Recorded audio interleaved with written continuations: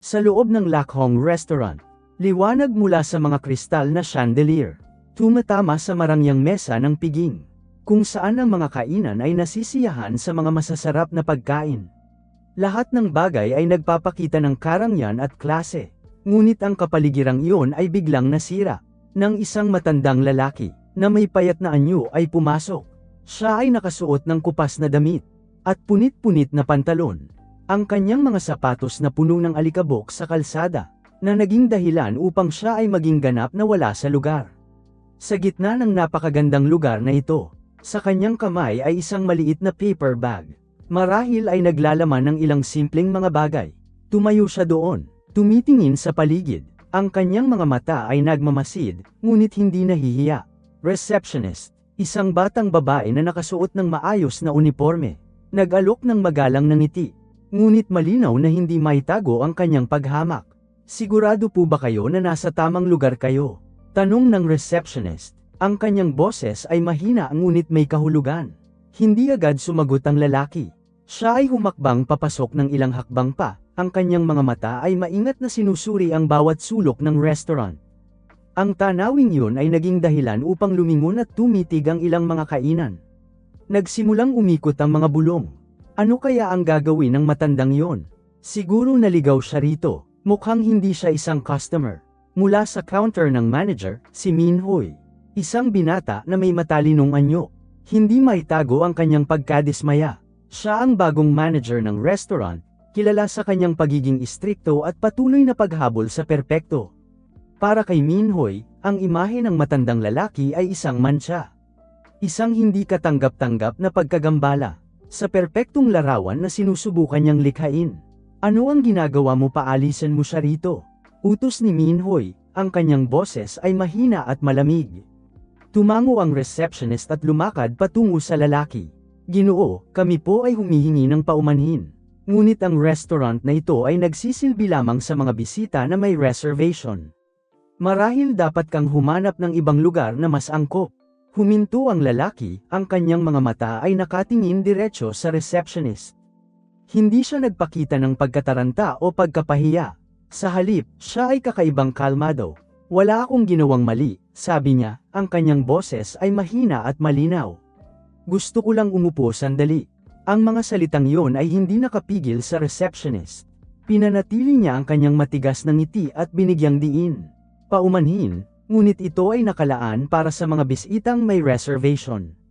Kung hindi ka aalis, mapipilitan kaming palabasan ka. Sa sandaling yon, lumapit si Min Hoy. Ang kanyang matalim na titig ay nakatuon diretso sa lalaki. Ginoo, sa palagay ko ay hindi angkop ang lugar na ito para sa iyo. Hindi namin gustong istorbohin ang ibang mga customer. Hayaan mong ipakita ko sa iyo ang daan palabas. Lumingon ang lalaki para tingnan si Min Hoy. Ang kanyang mga matatandang mata, tila kayang tumagos sa bawat harapan. Hindi siya nagsalita, ngumiti lang ng bahagya. Ang ngiting yon ang lalong nakakainis kay Min Hoy. Isinenyas niya ang kanyang baba patungo sa security guard, sinenyasan siyang maghanda para sa aksyon. Ngunit bago pa makalapit ang security guard, isang boses ang tumawag mula sa likuran. Maghintay, isang batang babae, nakadamit ng simple ngunit elegante, ay tumayo mula sa isang kalapit na mesa. Marahil ay kailangan niya lang ng kaunting tubig at isang lugar na mauupuan. Hindi ba't ipinagmamalaki ng restaurant na ito ang pagiging hospitable nito? Ibinaling ng buong restaurant ang kanilang tingin sa babae. Tumalikod si Min Hoy, ang kanyang mga mata ay kumikislap sa pagkainis. Binibini, ito ay isang internal na bagay. Pakiusap, huwag makialam. Hindi yon ang tamang paraan para tratuhin ang isang tao. Iginiit ng babae, posible bang ang restaurant mo ay nagsisilbi lamang sa mga customer batay sa kanilang hitsura, at hindi ang kanilang mga tunay na katangian? Nagulat sa kanyang pagiging prangka. Natameme si Min Hoy sandali, ngunit mabilis niyang nabawi ang kanyang composure.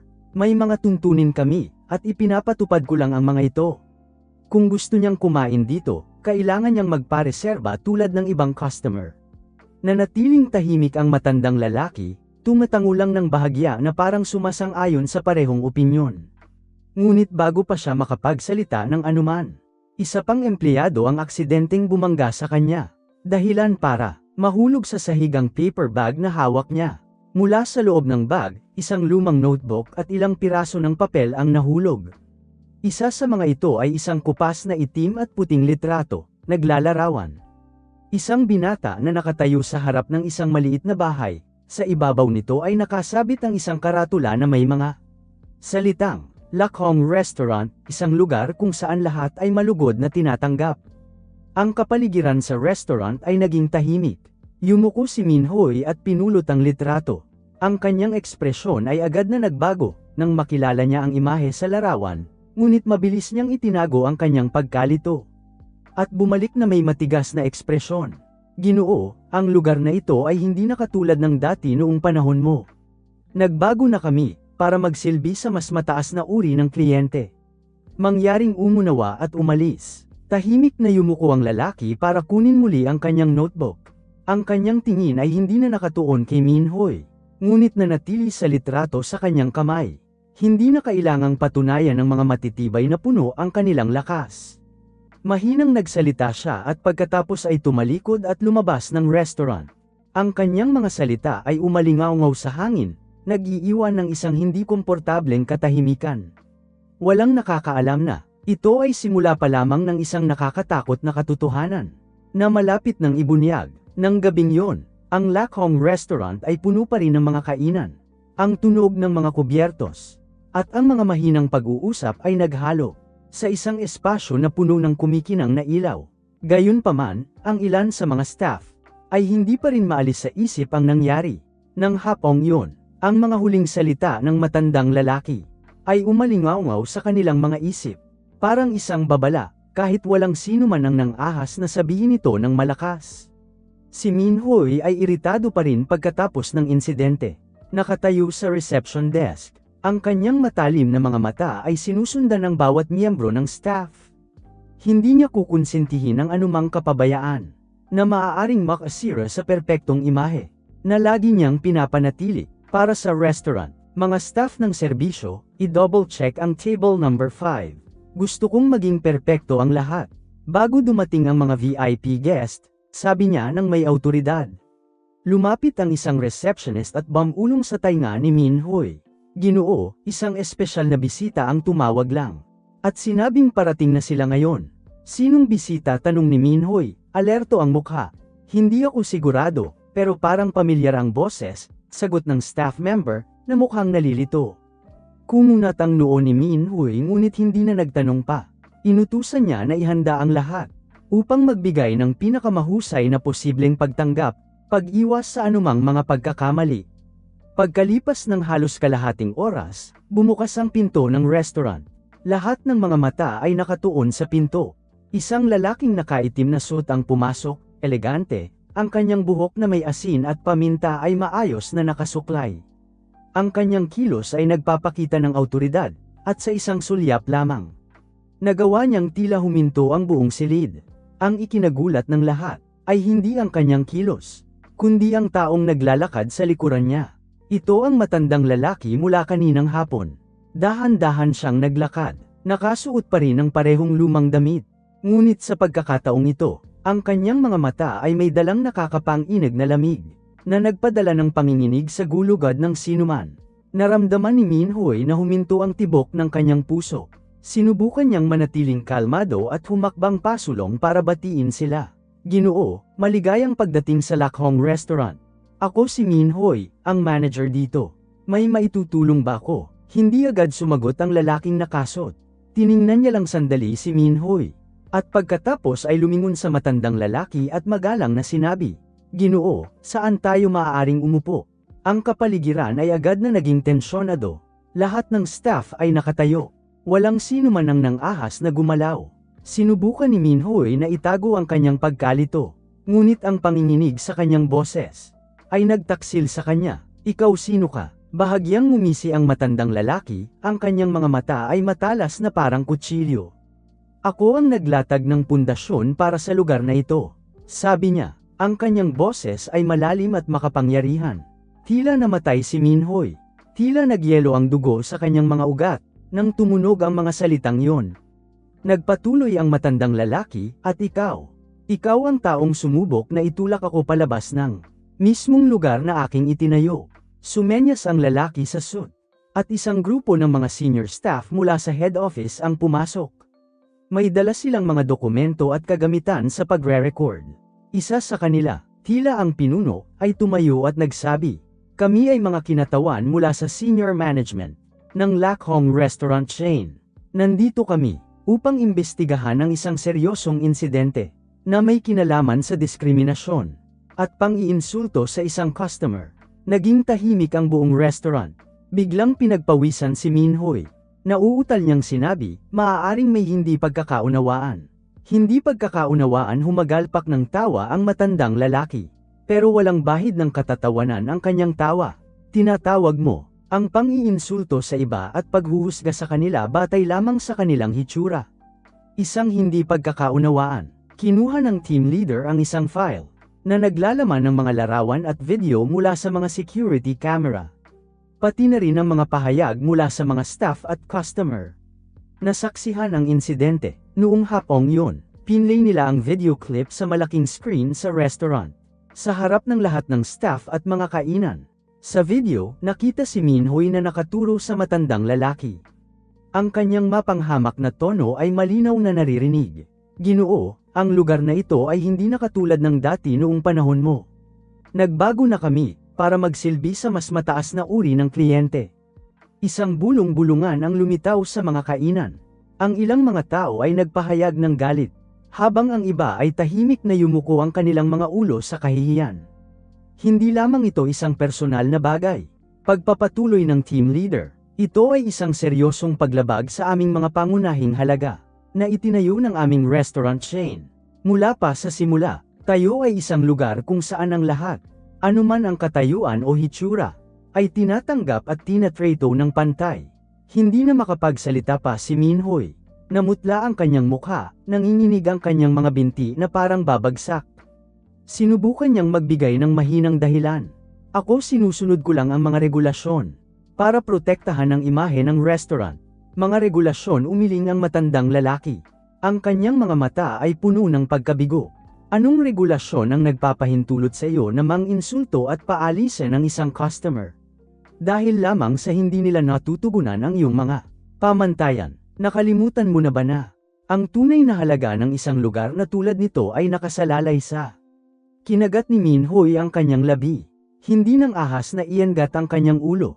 Sa halip, lumingon ang matandang lalaki sa iba pang mga miyembro ng staff. Ang kanyang mga mata ay iniskan ang bawat isa sa kanila. "Sino sa inyo ang nakasaksi nito? At hindi nagsalita? Sino sa inyo ang tumawa o tumalikod?" Iniisip na hindi ito ang kanilang negosyo. Walang sumagot. Isang mabigat na katahimikan ang pumuno sa silid. Ibinaba ng ilang mga staff member ang kanilang mga ulo, habang ang iba ay mahinang bumantong hininga ng may panghihinayang. Sa wakas, lumakad ang matandang lalaki patungo kay Minhoy. Matigas ang kanyang titig, ngunit may bahid din ng kalungkutan. "Alam mo ba kung ano ang pinakamasakit? Ito ay ang paniniwala ko na ang lugar na ito ay laging panatilihin. Ang diwa na aking itinayo mula sa unang araw. Ngunit ngayon, pinagdudahan mo ako sa paniniwalang yon."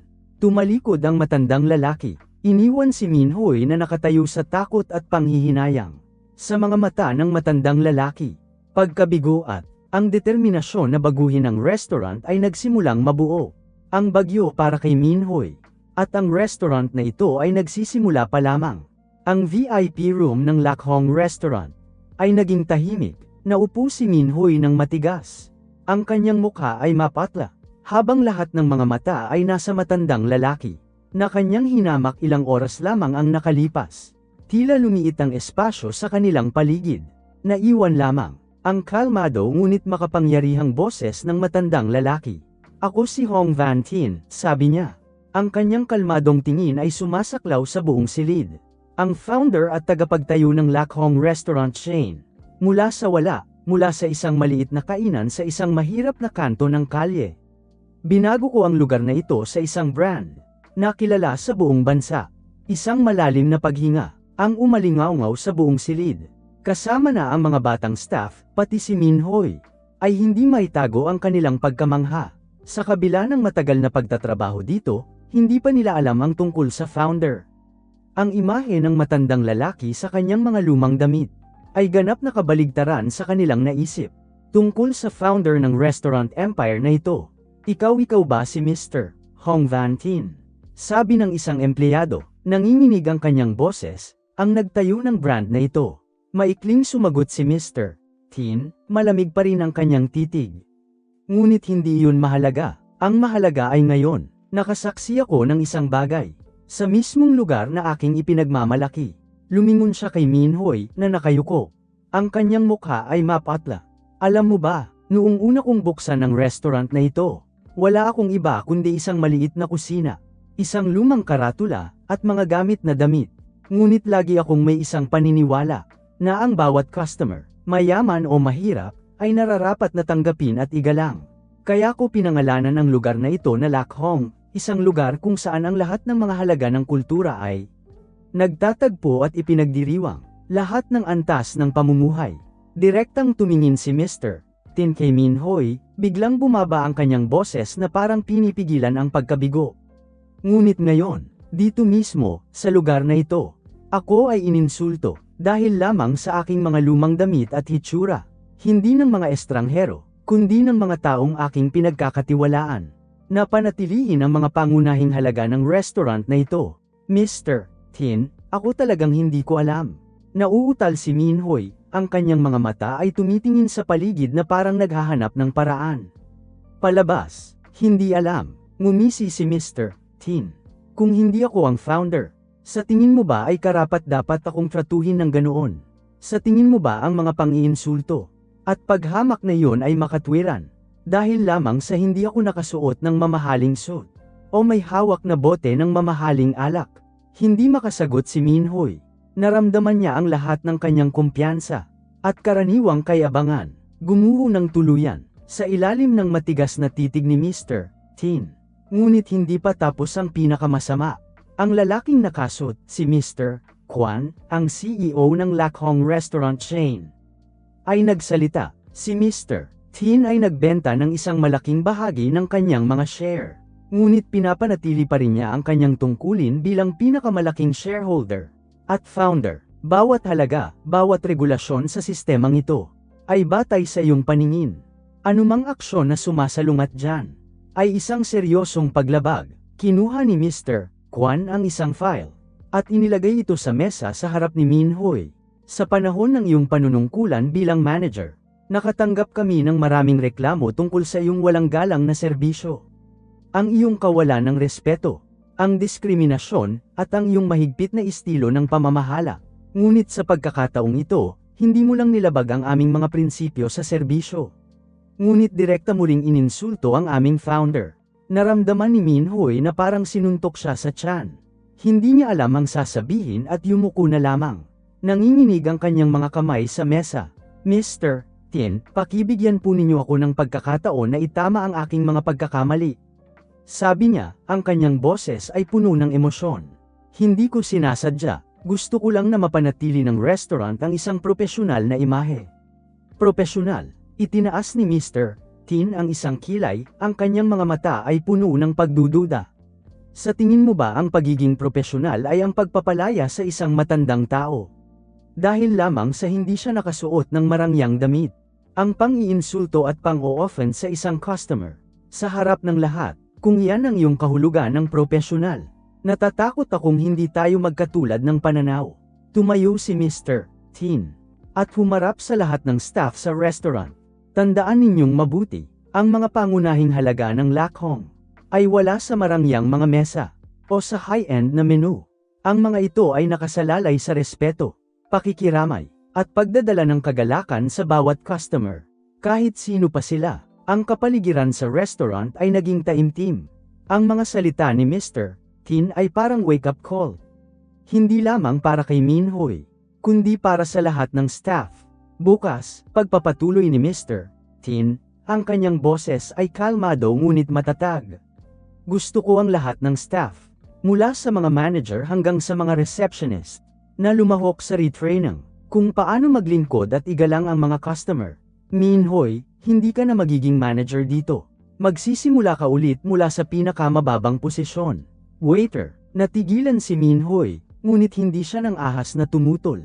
Alam niya na kahit na ibinaba ang kanyang posisyon, ito pa rin ay isang pagkakataon para sa kanya na itama ang kanyang mga pagkakamali. Isang bagay na maraming tao sa sitwasyong ito ay hindi kailanman matatanggap. Bago umalis, tumalikod si Mr. Tin para tingnan si Minhoy sa huling pagkakataon.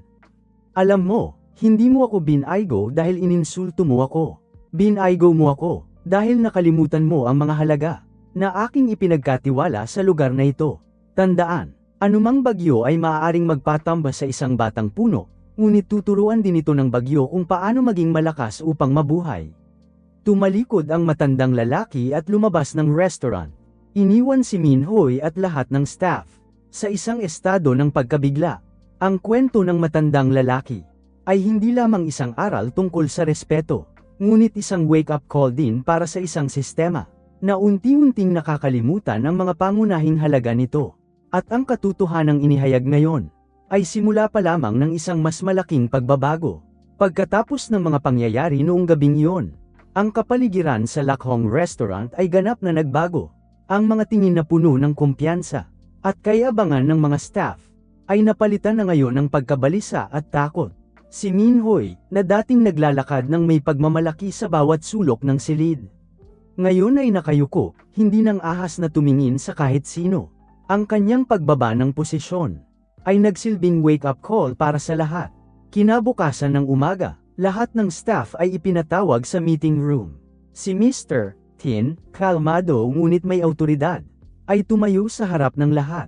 Kahapon, panimula niya, ang kanyang boses ay pantay ngunit mabigat. Nasaksihan natin ang ating pinakamalaking kabiguan.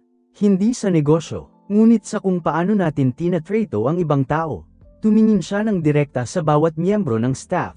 Huminto ng mas matagal nang magtama ang kanyang tingin kay Minhoy. Ang isang sistema ay maaaring lumago ng malakas. Ngunit kung nakakalimutan nito ang mga halaga ng tao, ito ay hindi naiiba sa isang walang kaluluwang bangkay. Nagpatuloy si Mr. Tin. Ngayon, hindi ako titigil kay Minhoy lamang. Gusto kong ang bawat isa sa inyo ay pagnilayan ang inyong mga sarili. Kayo ba ay tahimik na? Tinatanggap ang maling pag-uugali? Kayo ba ay tumalikod mula sa kawalan ng katarungan? Kung gayon ay hindi kayo naiiba sa taong direktang nagdulot ng pagkakamali.